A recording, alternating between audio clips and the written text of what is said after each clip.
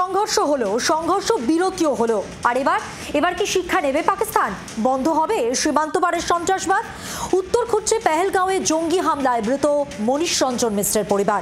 দেখুন,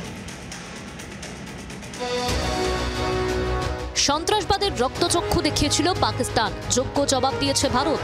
অপারেশন সিঁদুরে কড়ায় গন্ডায় হিসেব বুঝে নিয়েছে, মাথা নুইয়েছে পাকিস্তান। এবার সংঘর্ষ বিরতিতে সম্মত হয়েছে দুই দেশ, কিন্তু নির্লজ্জ পাকিস্তানের কি শিক্ষা হয়েছে? সীমান্ত পারের সন্ত্রাসবাদ কি এবার পুরোপুরি বন্ধ হবে? মিথ্যাবাদী পাকিস্তানের মদতপুষ্ট জঙ্গিদের বুলেটে নতুন করে কেউ প্রিয়জনকে হারাবেন না তো? উত্তর হাতড়াচ্ছেন পেহেলগাঁওয়ে জঙ্গি হামলায় প্রাণ হারানো পুরুলিয়ার ঝালদার বাসিন্দা आईबी ऑफिसर मनीष रंजन मिश्र परिवार। कि आतंकवाद का खात्मा हो जाए पूरी तरह से, वो नहीं पाया है। साधारण पब्लिक के ऊपर भी हमला किया गया।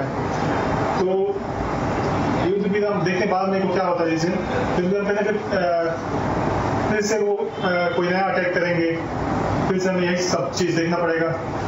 तो मैं चाहता हूँ कि जो ट्रेनिंग कैंप्स हैं आतंकवाद के जो पनपने के लिए वहाँ पे है पाकिस्तान के बॉर्डर्स पे, उनको पूरी तरह से जड़ से एकदम खत्म कर देना चाहिए। কাশ্মীরের পেহেলগাঁওয়ে পরিবারের সঙ্গে বেড়াতে গিয়েছিলেন মনীষ। গত 22 এপ্রিল পেহেলগাঁওয়ে জঙ্গি হামলায় প্রাণ হারান তিনি। স্ত্রী সন্তানের সামনেই সন্ত্রাসবাদীদের বুলেট ঝাঁঝরা করে দেয় মনীষের শরীর। সন্ত্রাসবাদের নাম নিশানা চিরতরে মুছে যাক চাইছেন মনীষের পরিবারের সদস্যরা। প্রথম থেকে চাইছি আতঙ্কবাদটা জোর থেকে সমাপ্ত। 12 তারিখে দেখি সরকারের প্রতি আমার আশা আছে। আতঙ্কবাদীদের যেখানে ঠিকানা আছে লঞ্চপ্যাড সেগুলো নষ্ট করাচ্ছে, কিন্তু ওরা আমাদের সিভিলিয়ানদের উপর আক্রমণ করেছে। যুদ্ধ তো ভালো জিনিস না, কিন্তু ওরা যদি বেড়ে থাকে তাহলে তো যুদ্ধ খুবই দরকার, এটা যেমন জারি থাকে। বেহায়া পাকিস্তান শনিবার বিকেলের সংঘর্ষ বিরতি ঘোষণার পরেও তা লঙ্ঘন করে।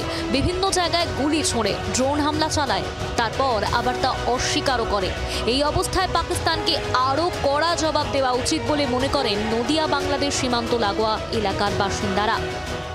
সরকার যে সিদ্ধান্ত নিয়েছে, উচিত ছিল পাকিস্তানকে জঙ্গিদের সমলে নিকেশ করে তারপরে যুদ্ধবিরতি ঘোষণা করা। যদিও আমরা চাই না যুদ্ধের পক্ষে কেউই, আমরা মনে প্রাণে সরকারের সঙ্গে আছি এবং আমরা চাই যে আমাদের যে ইচ্ছা যে অন্তত পাকিস্তানকে জঙ্গি কার্যকলাপের জন্য উচিত শিক্ষা দিয়ে কেন্দ্রীয় সরকার যেন আমাদের ইচ্ছাটাকে পূরণ করে উচিত শিক্ষা দিক।